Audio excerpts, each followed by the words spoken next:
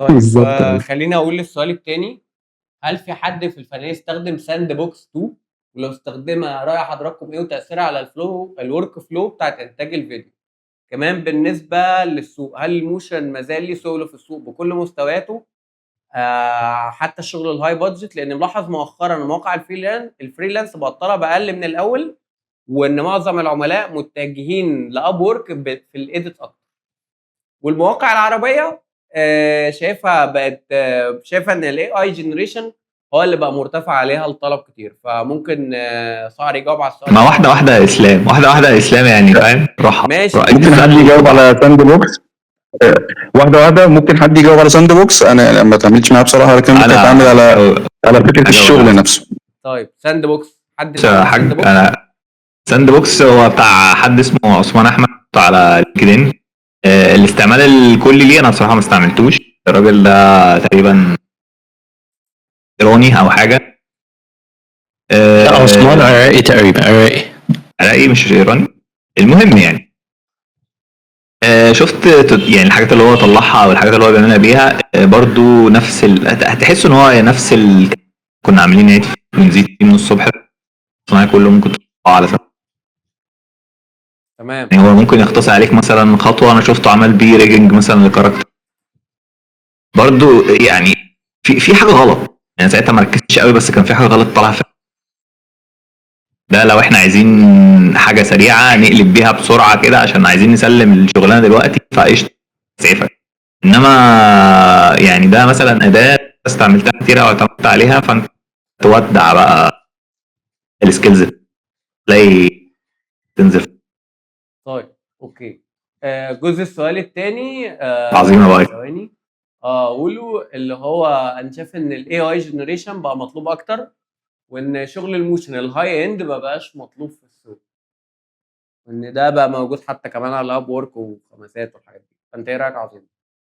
طيب تمام ماشي. انا قلته من شويه وممكن اكرره تاني. ايه هو؟ ان هو انت علشان تعرف ايه الفكره في الموشن ولا جنريتيف اي اي ولا رياليزم اي اي ولا الكلام ده كله، انت لازم تكون محتاج تعرف انت من جواك انت بتشتغل ليه. في حد قبل كده انا سالته السؤال ده قال والله انا بطلع ارت.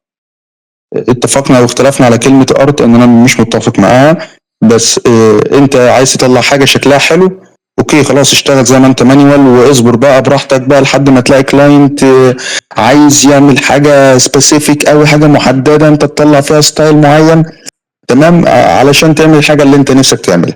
اما لو بتشتغل علشان الفلوس، وده اللي انا بحبذه، ده انا راجل، انا دايما بتكلم انا اي ورك فور ماني، مش بشتغل علشان بطلع ارت ولا مش عارف مين. الكلام ده بالنسبه لي مش موجود في القاموس عندي. ف انا دلوقتي راجل بتاع ايه؟ انيميشن. اتعلمت 3 دي موشن جرافيك، وحاليا بتعلم ازاي اطلع رياليزم اي اي جنريتيف، ازاي ان انا اطلع فيديو. حتى لسه كنت بعت حاجه لصقر والله. ف انت في الوقت اللي احنا فيه دلوقتي ده ما ينفعش ان انت تحجر نفسك فيه في اتجاه واحد. لا، انت لازم تبقى زي الاخطبوط. يعني ايه اخطبوط؟ يعني تعرف تعمل ده وتعرف تعمل ده وتعرف تعمل ده وتعرف تعمل ده، طالما مش محتاج منك مجهود كبير. بمعنى ماشي والله مطلوب دلوقتي الريل اي اي، لو كده اتعلم ازاي تعمل ريل اي اي. هو عباره عن شويه برومبت، بس انت بما انك انت فاهم ازاي تخرج موشن جرافيك فهتعرف تخرج حاجه اي اي مع حاجه اي اي معموله ريل. فتعلمه، مش هيخسرك في اي شيء تماما، مش هيخسرك في اي شيء. اتعلم 3 دي بيزك 3 دي، ما تعلمش 3 دي ككل، لا بيزك ازاي تعمل موديلنج بسيط يساعدك في شغلك. تمام. ظبط اكتر البيزك بتاعت الموشن جرافيك لو هي مش عندك. لو عندك تمام كمل. لازم تتعلم الاي اي، لازم تتعلم الاي اي. واما لما نيجي بقى لمرحله الشغل والفلوس وايه اللي مطلوب اكتر، تمام، الشغل بيجي يا جماعه من اكتر من اتجاه. اكتر اتجاه هيجيب لك شغل هي العلاقات. العلاقات ثم العلاقات ثم العلاقات، ده اللي هيجيب لك شغل. من زمان واحنا بنقول ده مجال علاقات، وكان ده دي لا يعني دي حاله ظلم. بس هو في الاول وفي الاخر دي المعادله. بمعنى اسلام عايز حد يشتغل 3 دي وهو ما يعرفش غير ابراهيم مثلا، فهيكلم ابراهيم انا عايز اعمل شغل 3 دي ومعاه كلاينت وبتاع ومش عارف ايه. ده تمام حصل. كده. فهنا العلاقات هي اللي جابت الشغل لابراهيم، صح كده؟ ماشي. طب هو ابراهيم اسلام عرفه منين؟ والله اتعرف عليه في ايفنت، اتعرفوا على بعض في كومنتين في فيديو متشير، اتعرفوا على بعض في خناقه في وجهات نظر مختلفه. فانت لازم يبقى عندك حضور على السوشيال ميديا. انا متفق مع عمر لما قال لي في السوشيال ميديا، متفق اتفاق كلي، لان هو حرفيا هتأذيك في دماغك.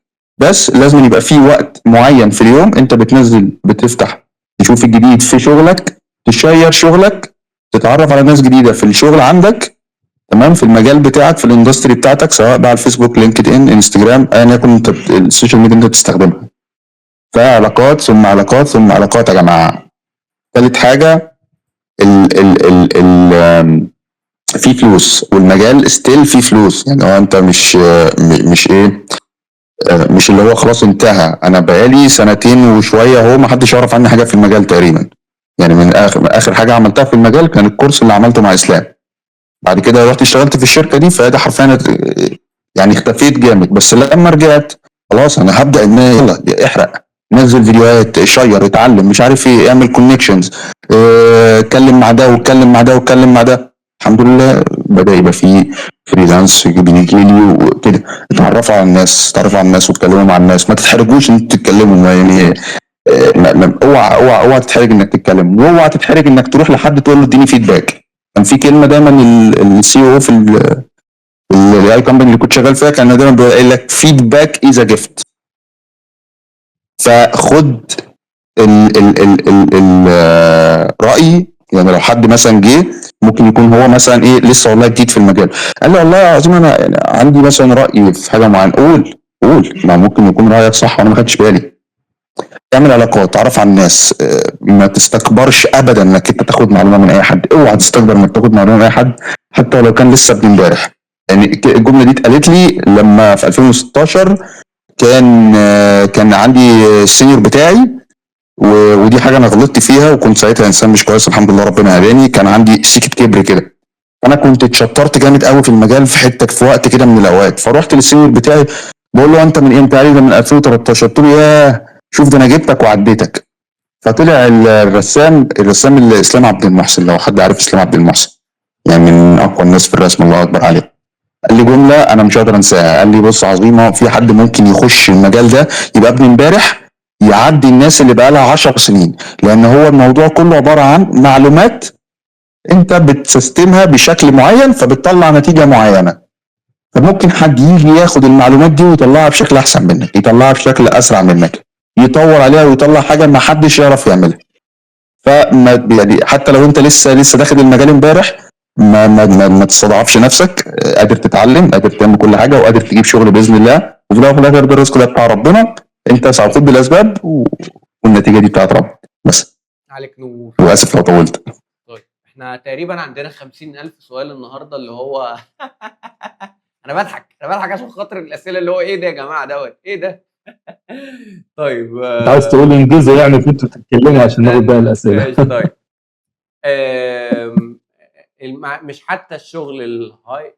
طيب ممكن يا شباب لو حد سأل سؤال واحنا نسيناه يعمل عليه ريبلاي في الكومنت، عشان بس انا متلخبط دلوقتي في كلام كتير في الشات. فاللي حد عنده سؤال وشايفه ان هو محتاج يسأله او شغل يعمل عليه ريبلاي في الكومنت بسرعة.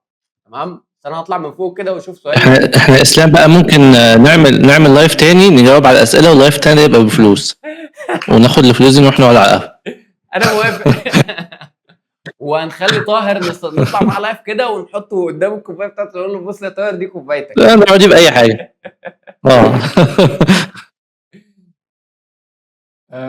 طيب ثواني كده.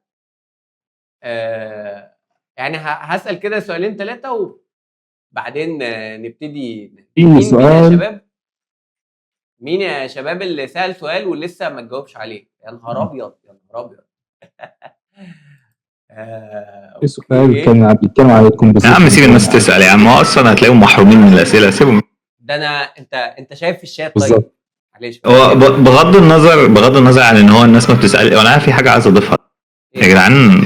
يعني اعملوا سيرش يعني، عشان انا ده انا تقريبا عملت عنه بوست قبل كده من ساعه ما عارف البوستات بتاعت لينكد ان، اللي هو تلاقي حد مثلا، مش مثلا، هو كان في حد عامل البلاي ليست بتاعت جيك موشن بتاعت الافكتس، هو شارح فيها الافكتس كلها. جيك بارلت حد عامل عن يعني مش عامل في البوست من فوق ان هو خدوا يا جماعه ده حد كويس عامل بلاي ليست كبيره جدا فيها افكتس، خدوا اتعلموا. لا عاملها بالمبدا بتاع تيجي في الكومنتس كلمه بلاي ليست، وهبعت لك البلاي ليست الجامده جدا اللي هو اصلا هي مش بتاعتي ومش انا اللي عاملها فيها، وهي موجوده اونلاين فري، موجوده على اليوتيوب، وممكن اعمل عنها سيرش والاقيها في ثواني تبلي. وهو ده بقى اللي بياخد ريتش، يعني هو ده اللي بياخد ده ريتش. بيتعبني نفسيا وذهنيا وكل حاجه بجد. انا بص حضرتك اللي فيه 20 اتعصبت. لينك كده. لا المشكله ان انت مثلا ساعات احط لينك بتاع حاجه مهمه، اعمل فيديو مهم واحط اللينك بتاعه، ما اقعدش بقى مخمض الناس معايا، وما تلاقيش الناس بتتفاعل على الموضوع يرد ده. ويتفاعل، واللينك كمان يروح مموت الريتش بتاع البوست، وتلاقي مثلا 10 لايك، وانت اصلا في الطبيعي اللينكد ان عندي يعني الحمد لله ريتش عالي. انا اقول لكم على حاجه. طب ما انا يا جدعان بديكوا الحاجه على طول، بتعملوا فيا كده ليه؟ سيب صقر عشان هو الموضوع ده عشان هو حاسس معبي. نفسيته زي ما هو حاسس نفسيتي، لان الموضوع ده بيضايقني. مش عشان الريتش يا عم يتحرق يا ريتش، لا انا بس هو ببقى عاوز دلوقتي في حاجه. الناس، يعني انت ما أنا فاهم. بتعملها تعملها معامله أنا عايز الناس ادميه يا تستفيد. جدعان، دي معلومه اتفضلوا اهي. واللي يجي يخبي عليهم يقعدوا يقولوا له هات الحاجه، وهي اصلا فخدت موجوده البتاع. زي ما انت بتقول. فيعني دي للاسف غلطه مجتمعيه، المفروض ان هو تصليحها يبقى من المجتمع نفسه، اللي هو يا جماعه ده النوعيه دي من البوستات اعمل سيرش. انا مش بقول لك اللي هو يعني ما تدورش على الحاجه او ما تاخدش من الشخص حاجه، يا عم خد، بس قبل ما تعمل اي حاجه اعمل سيرش، هتلاقي الحاجه موجوده مجانا. هي دي المشكله، ان هي الحاجه موجوده مجانا. طيب في سؤال من احمد، هو بيسال بيقول سؤال: بعيدا عن الذكاء الاصطناعي محتاج اعرف مبادئ واساسيات الكومبوزيشن والموشن ريزم وتطبيق مبادئ الانيميشن والستوري تيلينج. انت عارف ان كل واحده من دول مجال يا رئيس احمد؟ كل واحده من دول مجال. سؤال جميل. كل واحده من دول حاجه. ما هو لا طبعا لا بصراحة هتبقى هو سؤال أنا عارف إن هي كتب بتتكلم عن القصة دي، بس أنا شايف إن ده صلب الموضوع. إحنا قعدنا نتكلم عن أساسيات كتير، هو جابها لكم أهو. أنا جبت لكم أساسيات، هتعلمها منين بقى؟ برافو عليك. طيب بص، أنا ممكن كومبوزيشننج أغلبهم. ما أنا هقول أنا هجاوبك على جزء من السؤال ده. في بلاي ليست على قناة أنيميشن ديلي للفنان هاني فاروق زكي، هو بيشرح فيها يعني ايه انيميشن، ايه مبادئه وتطبيقه ازاي. تمام. صدقني هي شرح بالعربي زي الشرح بالانجليزي لل 12 مبدأ وموجود، يعني انا هبعتها لك وانت هتعرف منها مبادئ الانيميشن. تمام. هي مشروحه فريم باي فريم، ده مش هيفرق معاك في حاجه، ده على العكس، انت لما تسمعها فريم باي فريم هتفهم هي تكوينها ازاي، فلما تيجي تطبقها للموشن جرافيكس مش هتحس ان انت عندك مشكله. تمام. فانا هبعتها لك دي، بس ابتدي بالخطوه دي الاول وبعدين ابتدي شوف باقي الحاجات عشان ما تتلخبطش وما تحسش بان انت يعني حصل لك تشتت. تمام. يعني انا برضو انا ضد ان حد يحصل له تشتت، فانا حطيتها في الكومنتات. تمام. طيب في سؤال تاني، ايه الاحسن؟ في حد عاوز يجاوب؟ طيب انا بس عاوز اضيف حاجه صغيره ممكن ما لهاش علاقه بالسؤال قوي، بس يعني مهم يا شباب يعني تعملوا كولاب. هو انت اللي اوحيت ليه يا عمر وانت بتتكلم في خش يا جدعان وقولوا لي ونعمل كولاب مع بعض؟ يعني انا دلوقتي واحد بتعلم موشن، ليه ما اخشش في الحاجات بتاعت لوجو جوليو كده، اشوف حد حرك حاجه حلوه اخش اقول له ممكن تبعت لي سورس فايل وحرك الشغل ده، فانت بقى هتنزل شغل. يعني انا ما شفتش حد عمل كده السنه دي غير ممكن يكون حد عمل بس انا ما شفت. بس في واحده اسمها الاء سلطان لقيتها عملت كذا حاجه، فشاطره جدا ان هي تعمل حاجه زي كده حتى لو هي بتتعلم. انا مثلا جيت في فبراير رحت شفت واحد صاحبي ومسكت حاجه وقلت هحرك حاجه او حاجتين وفعلا عملت لها تحريك قوي. طب ما انا وانا شغال اصلا والدنيا ماشيه، بس لازم على طول ابقى موجود، لازم بكون بتعاون مع الناس وهكذا. جيت برضه مش عارف قريب عملت ايه، برضه امسك حاجه بتاعت شغل حد واحرك، ويوم عرفه مسكت حاجه حركتها، في رمضان مسكت حاجه حركتها. يعني بيبقى شغل حد هو عمله وخلصه بيرسونال بروجكت، انا اخدها احركها، فنبقى عملنا تعاون مع بعض، تبقى متشاف على طول، وفي نفس الوقت بتبقى بتقوي علاقتك بالمجال بشكل محترم. انت لو حد دلوقتي بيتعلم ومش شغال، ليه ما يعملش حاجه زي كده؟ انا عاوز اقول لكم ان مثلا بيبقى حد جرافيك ديزاينر، لو انت حركت له تصميم سوشيال ميديا او يعني لوجو انيميشن بشكل يعني بسيط جدا، ده بيبقى منبهر بالنسبه له. انت ده انا حاجه بتاعتي اتحركت. حتى لو انت مبتدئ بيبقى مبسوط جدا ان حاجه زي كده اتعملت، وممكن بعد كده يجيب لك شغل او يساعدك. فالنقطه دي معلش هي جانبيه كده مش ضمن الاسئله، دي مش جانبيه، دي اهم حاجه. دي اهم حاجه، وبتزود الكونكشن بتاعتك. غير جدا غير ان انت جدا. كسبت كل ده، غير ان انت وكمان كسبت في ناس يعني سبحان الله، هي ما حصلتش معايا، بس في ناس بيبقى مثلا يعمل حاجه زي كده تروح جاي له شغل ثابت منها اصلا، يعني يجي له شغل ثابت منها. انا حكيت مثلا ملتقى المصمم العربي، انا اللي مسكت اللوجو حركته، رحت مسكت اللوجو وهو ما خدتوش اصلا، جبت صور وعملت له اب سكيل، وبعد كده قعدت اقطعه حته حته على الفوتوشوب، وقعدت اجيب افكار كتير، قعدت فيه مثلا صافي يومين ثلاثه، يعني قعدت فيه خد معايا وقت كتير قوي يعني. وفي الاخر بعد ما عملته الحمد لله يعني ايه، انتشار كبير، وفي حد من الناس المنظمين المؤتمر جه قال لي عاوزك في الشغل بتاعه، ممكن ما اشتغلناش قوي بس عملت له حاجه بسيطه. فالحاجات دي بتجيب شغل. يعني انت ما تستناش ان حد يجي لحد عندك ويجي يقول لك انا عاوز اعمل، انت هتتعلم وتستفاد. والنقطه برضو المهمه، يعني عشان مبقاش كل حاجه نظري، اللي سأل السؤال وده كان من اقوى الاسئله اللي سالت النهارده الصراحه، يعني مش عارف مين اللي سأل السؤال اللي احنا بنجاوبه دلوقتي. انت مش هتتعلم نظري بس، انت ذاكرت نظري، طب هتطبق فين؟ هتستنى حد يجي عشان تطبق؟ لا، اعمل اللي احنا بنقول عليه ده وطبق كل مره، طور من الشغل بتاعك. انا مستواي اتطور مع الوقت لحاجه بسيطه جدا بعملها، ان انا كنت في الاول بالذات اي بروجكت جديد بعمله ببقى عاوز يبقى فيه اضافه. يعني مثلا أنا البروجكت ده ما عاوز اعمل فيه انيميشن مش عارف ايه، الحركه دي حلوه، وبقيت الفيديو عادي نفس المستوى اللي انا عليه، هاجي الفيديو اللي بعده مستواه بيتطور. فانت هتلاقي نفسك لو كل فيديو او كل بروجكت ضفت حاجه بس صغيره جديده، هتلاقي نفسك مستواك مع الوقت بيوصل يعني لحاجه تانية خالص. معلش ان انا ايه خرجت، بس هي دي النقطه اللي ممكن تسمع مع السؤال شويه بس. طب هقول حاجه اخيره بالنسبه لموضوع الكومبوزيشن والموشن ريزم الحاجات دي. الاجابات كلها يعني اعتقد ان شاء الله تكون هي وافيه معاك يعني. بس ممكن اسهل لك الطريق في الاول. الكومبوزيشن لو انت مش هتبص على حاجه مثلا لا اخراج ولا الكلام ده كله، ابدا بحاجه بسيطه، ابدا بالحاجه بتاعت الجرافيك ديزاينرز. ادخل على اي حد بيشرح اساسيات، وهم كتير على فكره دلوقتي. مثلا ترشيح مثلا الفنان مثلا احمد عبد الستار كان منزل حاجه قريب بالنسبه للاساسيات. اعرف ايه هو الكومبوزيشن، بس الفيجوال هيراركي، الحاجات بتاعت الديزاينر اللي هم يشتغلوا عليه. بس يبقى انت كده عرفت ظبطت موضوع الكومبوزيشن ده، سهل جدا.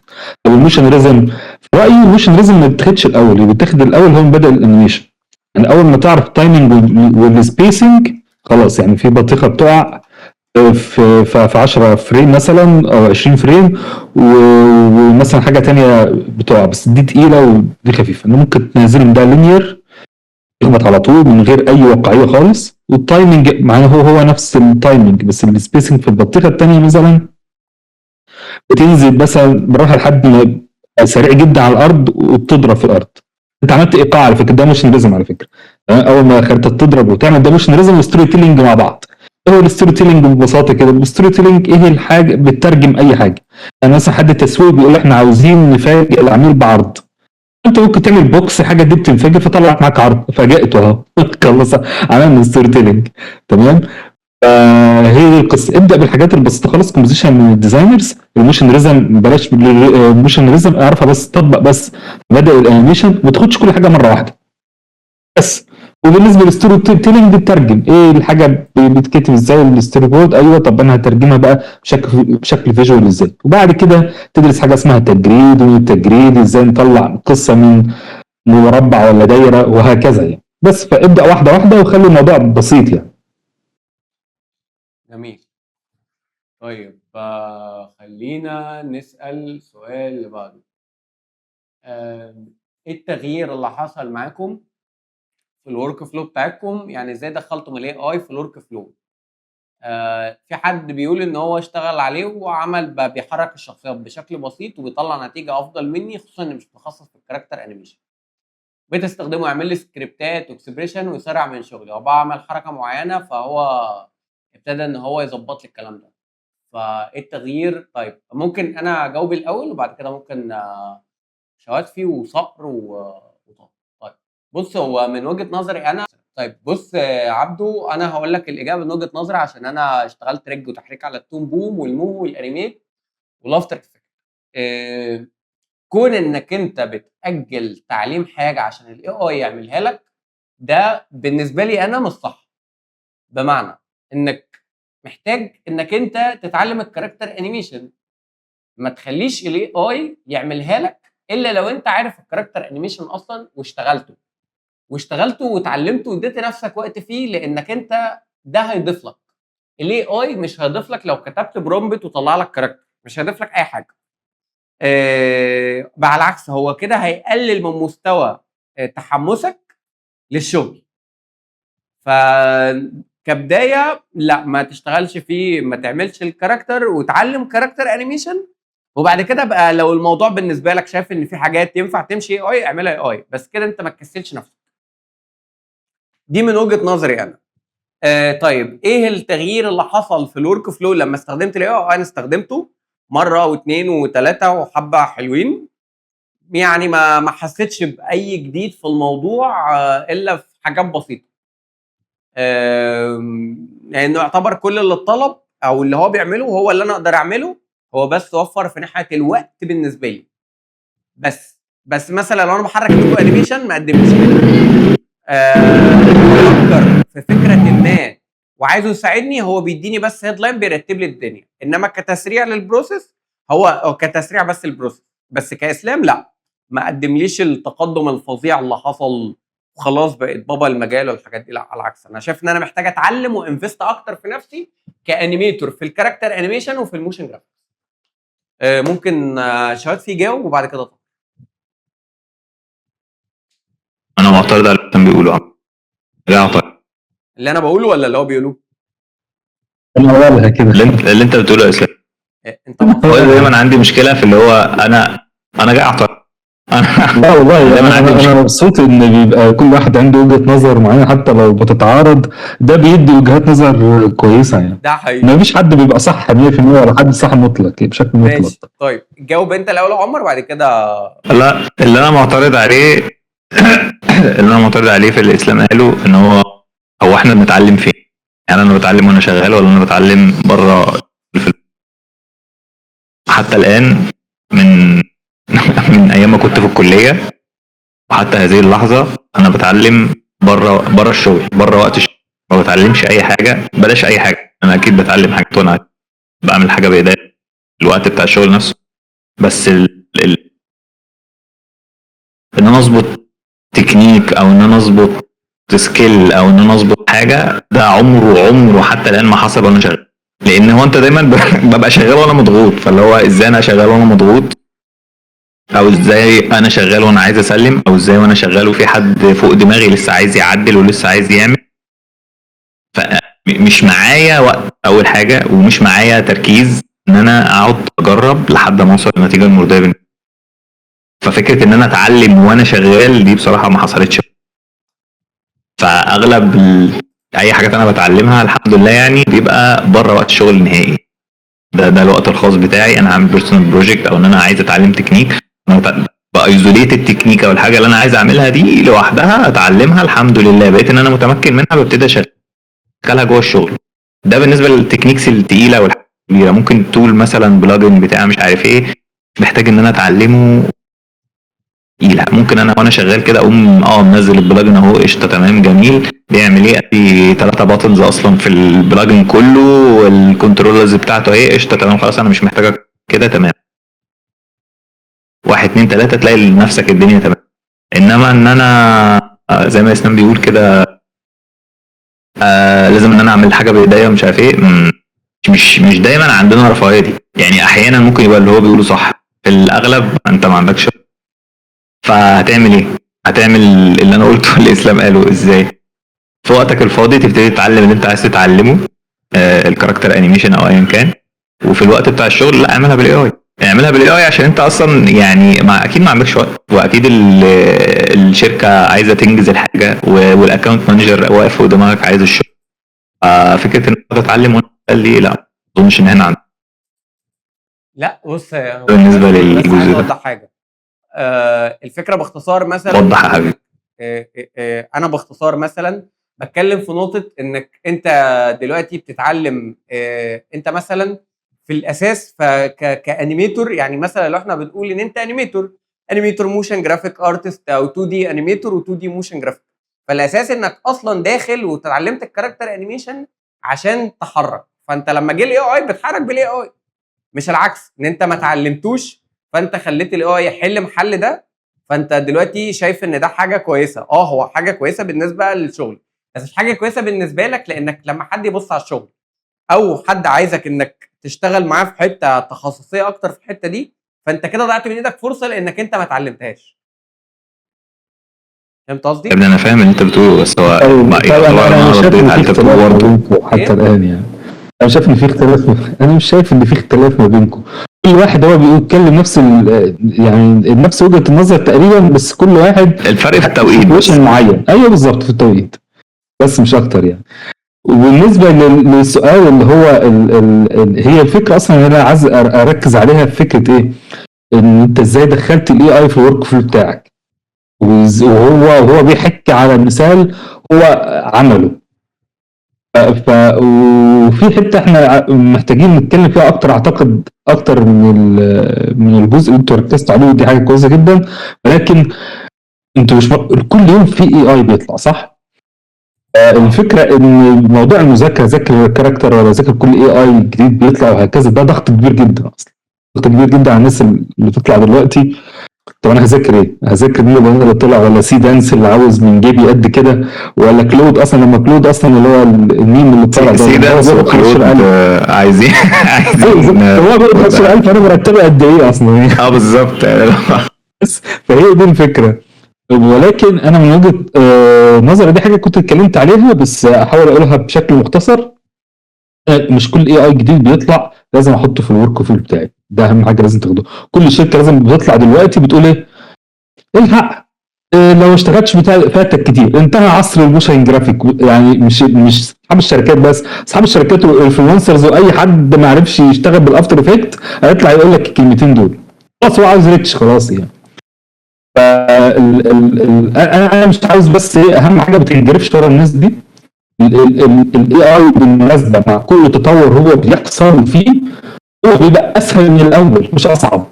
يعني انت لو جيت بعد سنه وحبيت ترجع تاني وتذاكر اي اي وكذا، غالبا بيبقى اسهل من السنه اللي قبلها. ما فاتكش حاجه يعني، فاتك بس الفرص اللي كان ممكن تاخدها لو كانت معاك التول دي، لو كنت عرفت توظفها صح اصلا. فاذا السؤال مش في التول نفسها، هي الفكره في التوظيف اللي برضه عبد الرحمن او عبده هو اللي ركز عليه، اللي هو ايه؟ انتوا ازاي دخلتوه في الورك فلو بتاعكم. وهنا نوصل للجزء السيستم اللي انا عامله، اللي هو ايه؟ نانو بنانا طلع. نانو بنانا كان حاجه ثوريه صح؟ كانت حاجه ثوريه. زي ما ضفت في شغلي لما اتاكدت ان هو فعلا ثوري، مش الناس يعني الناس طبلت وخلصت والكلام ده كله ولسه فعلا نجد الناس بتستخدمها، خلاص انا بضيفها. طب انت كده اخرت، ايوه اخر كام يوم احسن ما اجري ورا كل تول اي اي بتطلع واروح في 60 داهيه.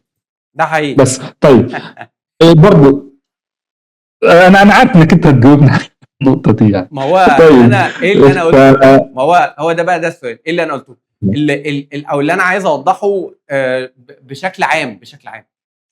جريك ورا التولز بتاعت الاي اي مش هيقدم لك قوي للدرجه اللي انت متخيلها حسب الورك فلو بتاعتك. تمام؟ بس لو انت بتركز على الاساسيات وبتركز على تنميه المهارات نفسها اللي تخليك قادر انك تشتغل وتضيفه جوه الشغل بتاعك، فده هيساعدك اكتر. فانت ما تمشيش بالعكس، يعني ما تبقاش حاجه انت محتاج تتعلمها هتعملها بالاي انت اضطريت لكده في الشغل، انا ما عنديش اي مشكله، اضطر واشتغل واتصرف. احنا كلنا بنتصرف في الشغل بشكل او باخر. تمام؟ بس لازم تبقى فاهم ان أيوة. ده نقص عندك، فانت محتاج ان انت تنميه مش تسيبه. عمر هيعترضك دلوقتي، اعترض عمر. اعتقد لا، عمر أنا هيجيلك هعترض. بالعربيه وهيقنعك لا دلوقتي. انا مش مركز هيقنعك دلوقتي حاليا دلوقتي. بنسبه 100% مع اللي هو لا بيقوله، بص، فهسيبه يكمل لحد انا هقول على ما حاجه، ارجع. انا هقول على حاجه اللي هو اختيار الحاجات الثوريه او الحاجات اللي بتطلع اللي هي قويه جدا لازم تبع كل تول.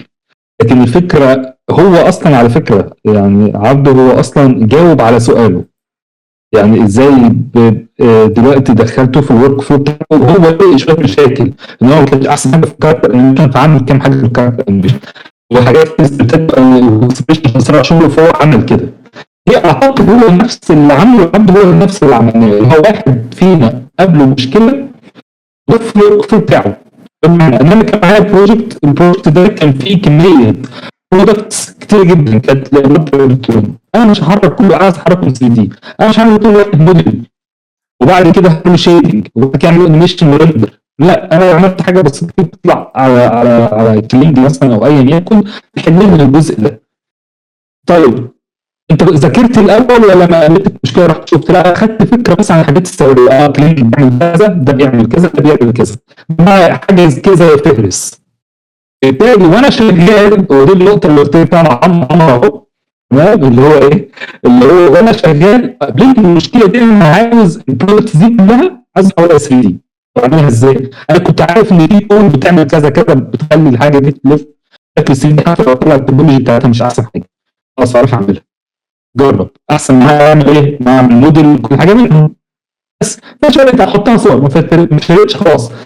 هي الفكره مش انا عملت ايه، هي الفكره انا حليت ايه بس. ودي اجابه مش لعبده، دي اجابه كده انا تقريبا كده وجهتها لكل اللي بيسمعونا دلوقتي.